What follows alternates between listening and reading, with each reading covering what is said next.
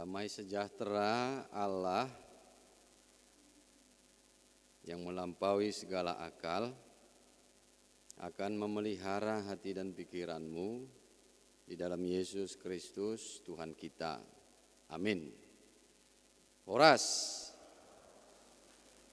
Firman Tuhan yang menjadi khotbah ibadah sore kita pada saat ini yaitu dari kitab Yeremia pasal 29 ayat 7 sampai ayat 14. Saya akan bacakan untuk kita semua. Usahakanlah kesejahteraan kota kemana kamu aku buang, dan berdoalah untuk kota itu kepada Tuhan, sebab kesejahteraannya adalah kesejahteraanmu. Sungguh, beginilah firman Tuhan semesta alam, Allah Israel. Janganlah kamu diperdayakan oleh nabi-nabimu yang ada di tengah-tengahmu dan oleh juru-juru tenungmu. Dan janganlah kamu dengarkan mimpi-mimpi yang mereka mimpikan. Sebab mereka bernubuat palsu kepadamu demi namaku. Aku tidak mengutus mereka. Demikianlah firman Tuhan. Sebab beginilah firman Tuhan. Apabila telah genap 70 tahun bagi Babel, barulah aku memperhatikan kamu. Aku akan menepati janjiku itu kepadamu dengan mengembalikan kamu ke tempat ini. Sebab aku ini mengetahui rancangan-rancangan apa yang ada padaku mengenai kamu. Demikianlah firman Tuhan, yaitu rancangan damai sejahtera dan bukan rancangan kecelakaan. Aku memberikan kepadamu hari depan yang penuh harapan. Dan apabila kamu berseru dan datang untuk berdoa kepadaku, maka aku akan mendengarkan kamu. Apabila kamu mencari aku, kamu akan menemukan aku.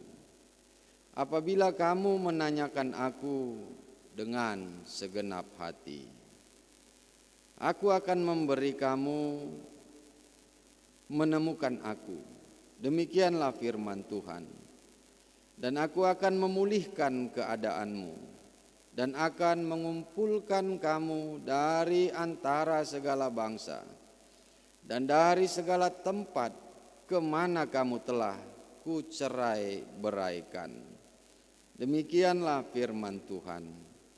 Dan aku akan mengembalikan kamu ke tempat yang dari mana aku telah membuang kamu. Demikianlah firman Tuhan. Bapak Ibu seluruh jemaat yang dikasihi oleh Tuhan Yesus Kristus, beraneka ragam yang ditetapkan Allah di dalam perjalanan kehidupan kita. Ada yang enak, tentunya itu menyenangkan hati kita. Ada juga yang tak enak, itu membuat hati kita susah, membuat hati kita bersedih. Dari yang beraneka ragam yang ditetapkan Allah di dalam hidup kita itu, baik itu yang membuat kita senang ataupun yang membuat kita susah ataupun sedih, itu Yang paling sering kita mengingatnya, yang sering kita perhatikan adalah di saat kita menerima yang tak enak, di saat kita mengalami yang susah itu. Di sana kita bisa saja sampai mempertanyakan keadaan yang kita alami itu kepada Tuhan. Tuhan, kenapa ini kau berikan kepadaku? Baiknya aku, kulakukannya yang baik. Tetapi kenapa persoalan demi persoalan kok banyak sekali datang dalam kehidupanku? Saya rajin bekerja Tuhan, saya juga melakukan yang baik. Tapi kenapa kok rezeki saya, kehidupan saya itu kok begitu-begitu saja, bahkan semakin merosot kehidupan saya. Tuhan, saya ini rajin kok menjaga kesehatan saya. Tapi kenapa saya bisa mengalami penyakit ini? Itu sebagian dari kesulitan ataupun kesusahan yang bisa dialami oleh setiap orang. Sehingga dia merenungkannya. Bahkan bisa dia mempertanyakannya itu kepada Tuhan. Karena semuanya itu Tuhanlah yang menetapkannya.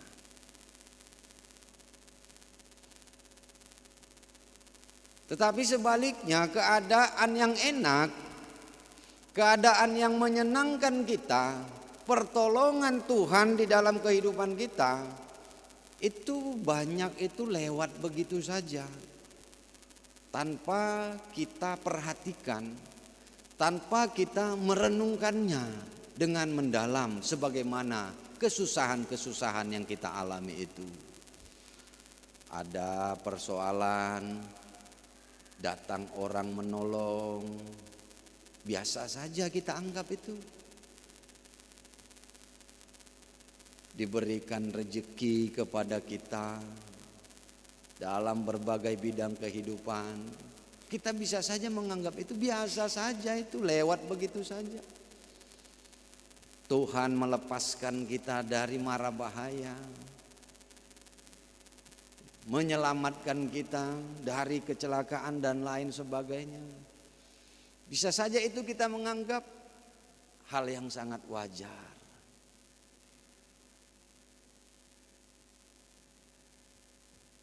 Tetapi sesungguhnya itu adalah karya dan perbuatan Tuhan untuk kehidupan kita.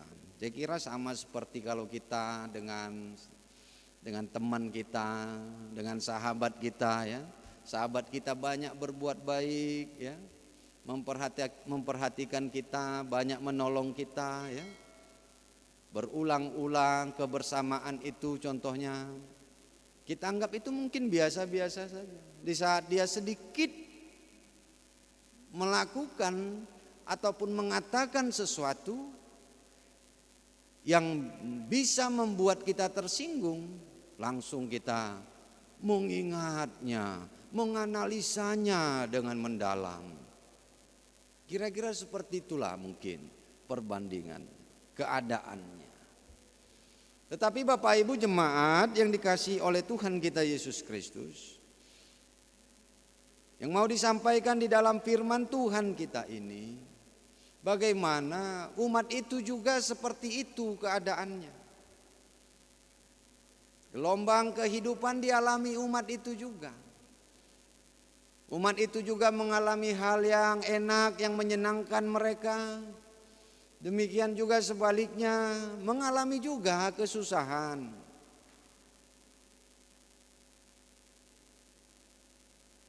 Sebagaimana yang terjadi di dalam hidup umat Israel itu, umat pilihan Allah itu di dalam firman Tuhan kita di sini mereka dalam kesusahan, bahkan penderitaan. Katakan di sini ada dicatat tentang Babelonia. Ya. Memang umat itu kalau konteksnya di sini berada di dalam pembuangan di Babelonia. Sebagai bangsa buangan mereka di negara ataupun bangsa Babelonia. Kenapa mereka sampai ke sana? Ya saya kira para pengkhotbah sudah berulang kali ataupun sering menyampaikannya. Ya karena mereka kalah berperang dengan bangsa Babelonia. Tidak mau mendengarkan Tuhan. Tuhan bilang, andalkan saja saya. Andalkan Tuhan menghadapi segala sesuatu dari bangsa-bangsa lain. Tetapi mereka menggunakan pikiran mereka, berkoalisi dengan bangsa yang lain. Tetapi akhirnya kalah juga dengan bangsa Babelonia. Sehingga mereka berada di dalam pembuangan di Babel. Ya sebagai bangsa buangan yang mereka ya menderita, susah dalam segala bidang, baik itu dalam bidang sosial mereka tak dihargai, dalam ekonomi mereka lemah, susah, dalam politik juga mereka tidak mempunyai kekuatan, dalam spiritual juga mereka menderita karena jauh dari Yerusalem, jauh dari Bait Allah di mana tempat Allah itu berada. Mereka dalam kesusahan. Di dalam kesusahan mereka di dalam pembuangan di Babel itu, Bapak Ibu, ada seorang nabi palsu. Tetapi dia mengatakan dia sebagai utusan Allah, itu sebabnya dikatakan tadi dia bukan utusanku. Dia bukan yang aku utus, kata Tuhan tadi.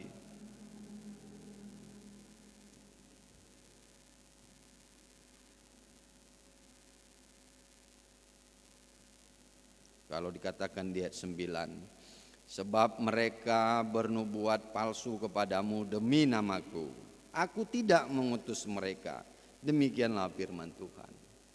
Di dalam penderitaan umat itu ada nabi palsu yang mengatakan bahwa dia diutus oleh Tuhan, tetapi sesungguhnya tidak. Tetapi sangat enak didengar, sangat manis sekali janjinya nabi palsu ini yang bernama Hananya ini. Dia bilang, umat Israel, tenang saja. Kalaupun kalian berada di dalam pembuangan di sini, itu hanya 2 tahun saja, tenang saja. Aku akan mengalahkan Raja Nebukadnezar itu.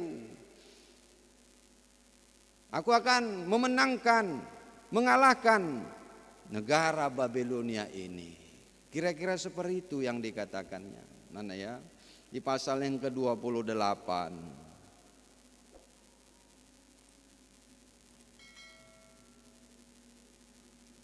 Pasal 28 saya bacakan ayat 3 ya. Dalam 2 tahun ini aku akan mengembalikan ke tempat ini segala perkara rumah Tuhan yang telah diambil dari tempat ini oleh Nebukadnezar, Raja Babel, dan yang diangkutnya ke Babel. Demikian juga ayat selanjutnya, ayat 4 dan seterusnya. Intinya dia mengatakan bahwa hanya 2 tahun saja.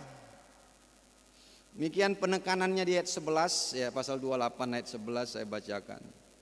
Berkatalah Hananya di depan mata seluruh rakyat itu, beginilah firman Tuhan, dalam 2 tahun ini begitu jugalah aku akan mematahkan kuk Nebukadnezar, Raja Babel itu, daripada tengkuk segala bangsa. Tetapi pergilah Nabi Yeremia dari sana. Ya.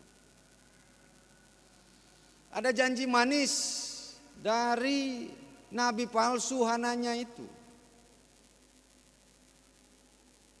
yang bisa saja membuat jemaat itu tergoda untuk mempercayainya.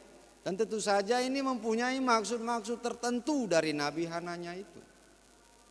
Dan dari perkataan dia hanya 2 tahun saja, dan dia mengalahkan Raja Nebukadnezar ini, tentu ini ada maksud juga supaya umat itu melawan raja, melawan bangsa Babelonia.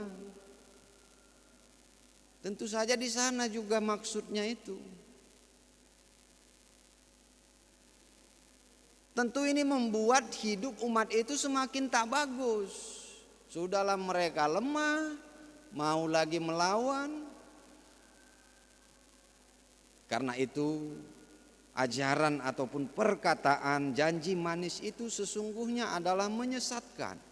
Walaupun terlihat, terdengar itu sangat enak didengar, tetapi sesungguhnya itu menyesatkan umat itu. Dan firman Tuhan di sinilah yang mau disampaikan di tengah-tengah umat itu sesungguhnya yang dari Allah sendiri melalui nabinya Yeremia. Mulai dari awal dikatakan bahwa kota di mana kamu berada haruslah kamu sejahterakan, jangan sebaliknya dihancurkan. Jangan sebaliknya dilawan. Tetapi sejahterakanlah kota di mana kamu berada, karena kesejahteraannya itu kesejahteraanmu. Berdoalah untuk kota di mana kamu berdiam. Tuhan akan membebaskan kamu. 70 tahun lagi kelak aku akan membebaskan kamu, kata Allah di dalam firman Tuhan kita ini. Karena aku sesungguhnya mempunyai rancangan yang indah untuk kehidupanmu. Rancanganku adalah rancangan damai sejahtera, dikatakan Allah. Oleh sebab itu berdoalah kepadaku, carilah aku terbuka untuk ditemui, untuk mendengarkanmu. Kira-kira seperti itu tadi alur dari firman Tuhan kita ini. Tentu saja inilah yang sebenarnya. Bukan 2 tahun, 70 tahun. Tetapi itulah yang terbaik untuk umat itu. Rancangan Tuhan adalah rancangan yang terindah, rancangan damai sejahtera untuk setiap umatnya. Walaupun umat itu harus mengalami masa kesusahan, masa penderitaan, tetapi Tuhan telah menyediakan masa depan yang penuh dengan harapan, dikatakannya di situ tadi.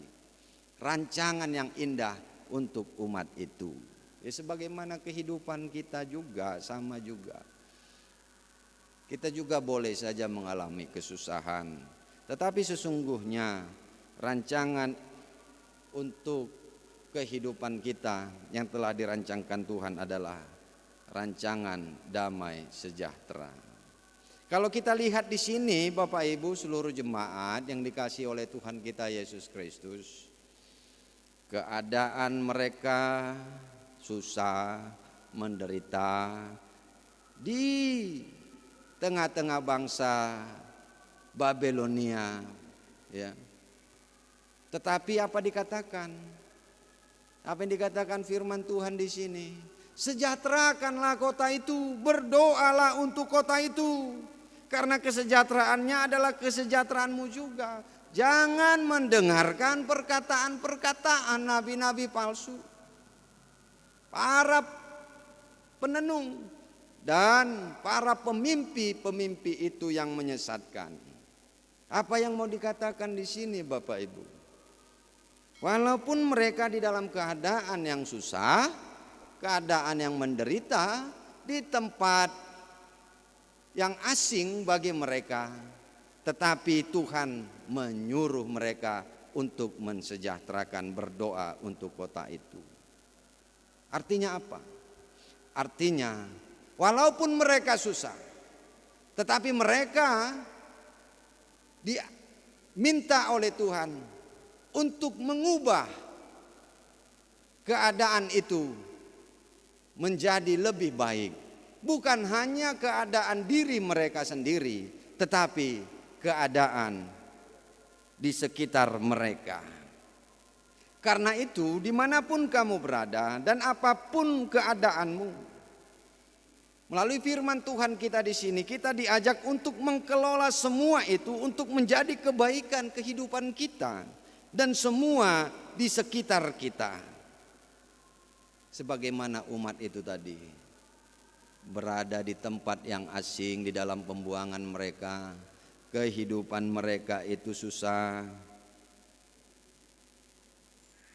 tetapi mereka diajak untuk mampu mengelola semua itu menjadi kebaikan untuk diri mereka dan semuanya. Sehingga kalau dikatakan Bapak Ibu sejahterakanlah, artinya umat itu mempunyai kekuatan untuk mensejahterakan. Demikian juga kita. Kita bisa mengubah keadaan kita yang sulit, keadaan yang susah, dimanapun kita berada, kita bisa mengelola itu semua untuk menjadi lebih baik. Sehingga kalau dikatakan kita supaya melakukan mengubah itu untuk menjadi lebih baik untuk kita dan orang-orang ataupun lingkungan kita, artinya kita mempunyai potensi.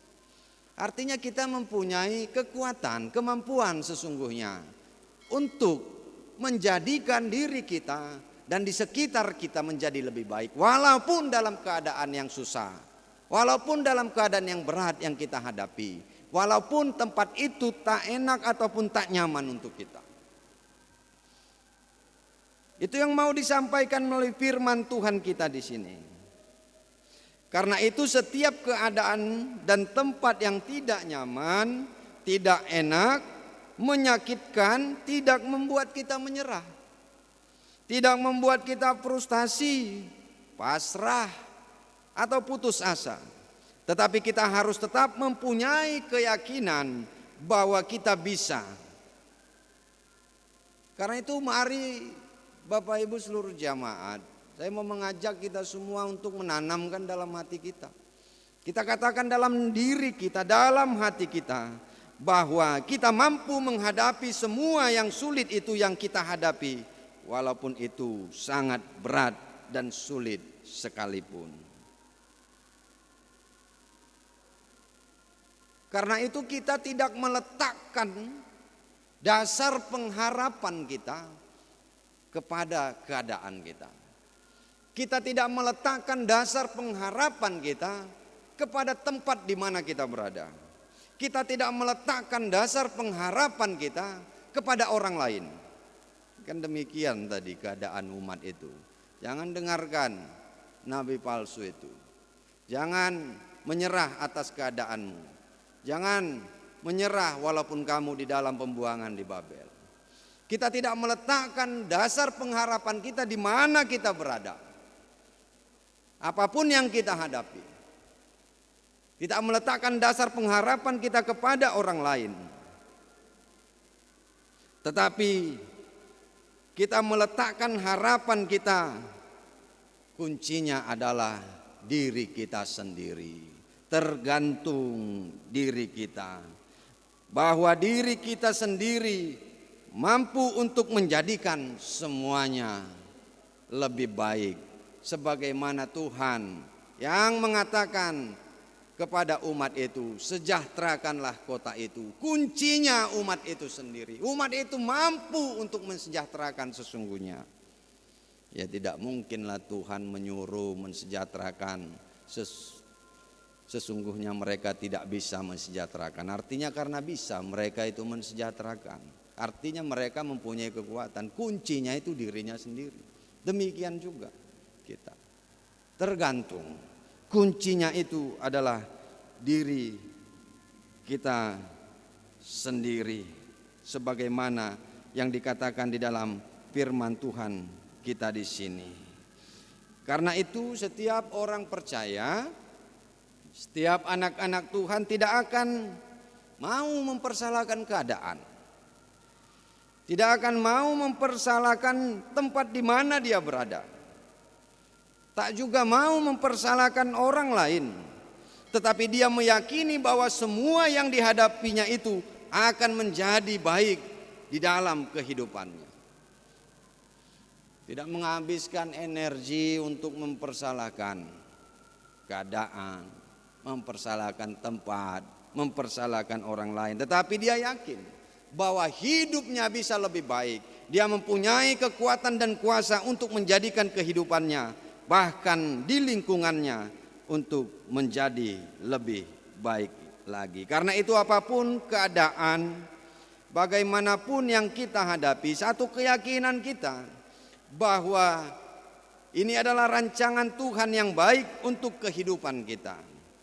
Karena itu setiap orang harus mempunyai harapan yang indah untuk hidupnya saat ini dan masa yang akan datang. Baik itu orang yang dewasa, apalagi anak-anak muda ya, harus punya harapan untuk masa depanmu. Berulang kali saya kira saya selalu itu sering menyampaikan anak-anak muda harus punya harapan. Andalkan kekuatanmu. Kekuatan nanti saya tekankan lagi di dalam pastinya doa maksudnya di sini ya. Kita punya kekuatan. Kekuatan kita dari mana? Dari doa pasti ya nanti sini. Ini yang mampu mengubah kehidupan kita. Kita tidak meletakkan harapan kita pada keadaan, tempat di mana kita berada. Jangan katakan bagaimana mang keluarga saya gini, keadaan seperti ini. Itu namanya kamu tidak mengandalkan kekuatanmu. Itu kamu artinya meletakkan dasar harapanmu kepada keadaan dan di mana kau berada. Tetapi itu yang mau diingatkan firman Tuhan. Bagaimanapun keadaan kita, dimanapun tempat kita, kita mampu mengubah segala sesuatunya itu untuk menjadi lebih baik untuk diri kita dan sekitar kita. Karena itu andalkan kekuatanmu. Kamu mempunyai kekuatan, kamu mempunyai potensi. Dari mana kekuatan dan potensi kita? Inilah yang mau ditekankan yang bagian terakhir dalam khotbah saya, yaitu apa? Ya doa pastinya, maksudnya sesuai nama minggu kita, yaitu Minggu Rogate yang artinya berdoa. Kalau dari diri kita sendiri nggak akan mampu kita, nggak akan mampu, nggak akan bisa banyak yang kita lakukan kalau hanya mengandalkan diri kita.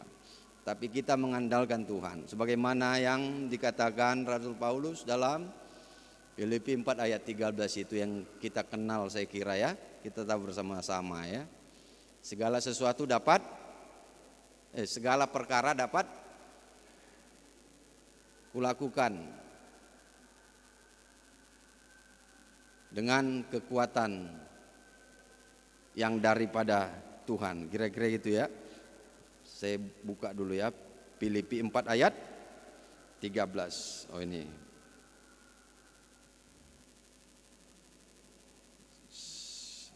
Kalau bahasa Bataknya dikatakan saluhut nado tarpatu paahu mar hite hite ibana namar gogoihon au.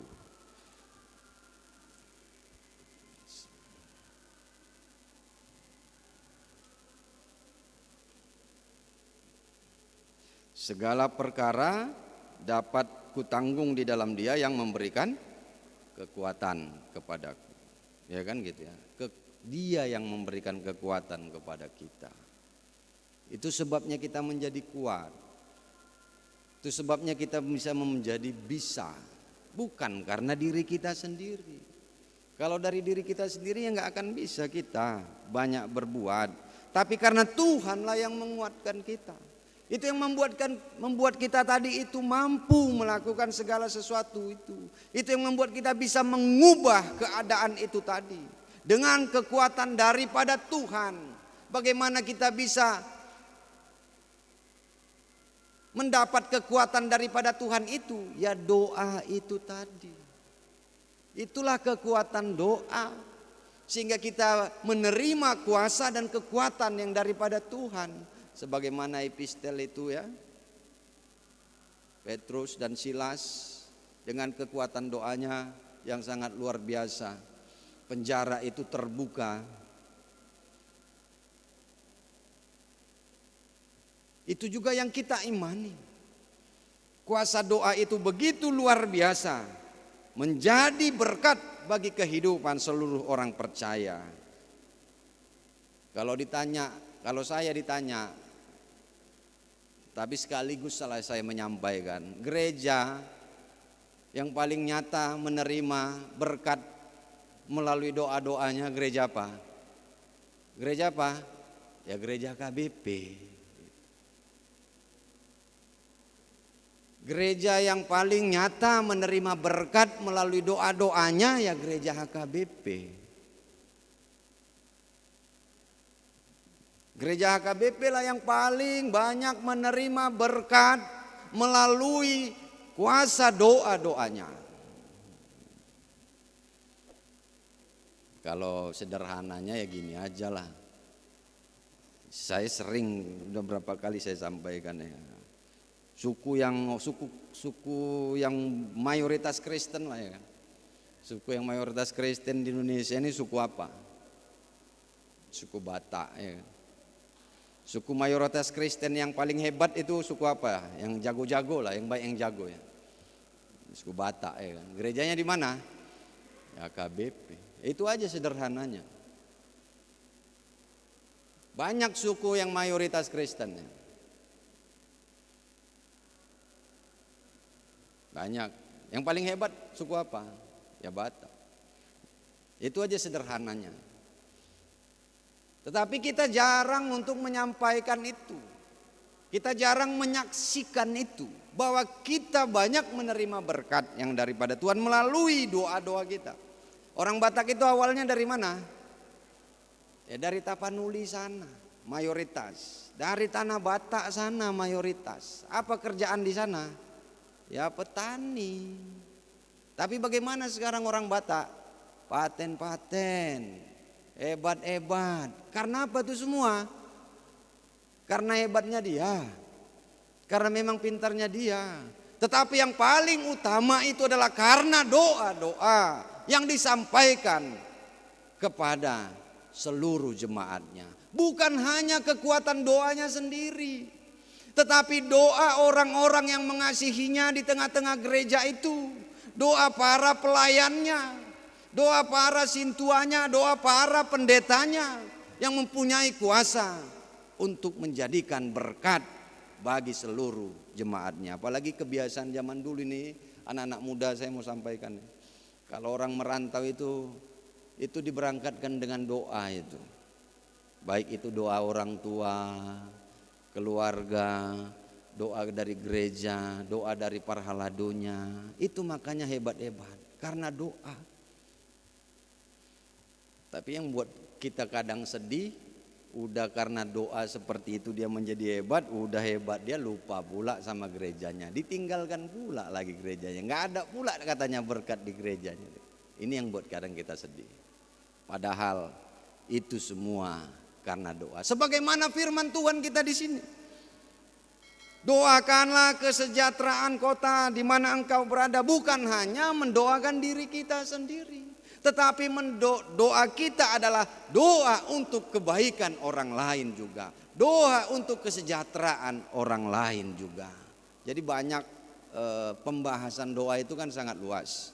Tetapi khususnya di sini adalah sebagaimana topik minggu, berdoa untuk kesejahteraan bersama. Artinya yang ditekankan di sini khususnya adalah bagaimana doa itu jangan hanya untuk kita, tetapi doa itu juga harus menghadirkan kebaikan bagi orang lain. Itu yang selalu dilakukan di tengah-tengah gereja kita. Itu yang membuat orang-orang Batak, jemaat-jemaat AKBP itu hebat-hebat. Karena kekuatan doa bersama. Tidak hanya mendoakan diri kita sendiri, tetapi mendoakan semua orang. Ini remaja Naposo tahu nggak ada pertangyangan di gereja kita ya. Itu selalu itu didoakan. Kamu kadang nggak tahu kamu didoakan. Kita juga mungkin sebagian kita tidak tahu bahwa kita didoakan orang lain. Kita didoakan para halado kita. Kita didoakan oleh pendeta kita. Inilah yang menjadi kekuatan bagi setiap orang percaya terutama di tengah-tengah gereja kita. Ini yang harus tetap kita lakukan. Ini yang harus tetap kita pertahankan. Bagaimana kita doa-doa kita itu menghadirkan kebaikan untuk kita bersama. Kita mempunyai niat, kita mempunyai perbuatan, kita mempunyai doa. Tidak hanya untuk kebaikan kita, tetapi juga untuk kebaikan kita bersama. Amin. Kita berdoa.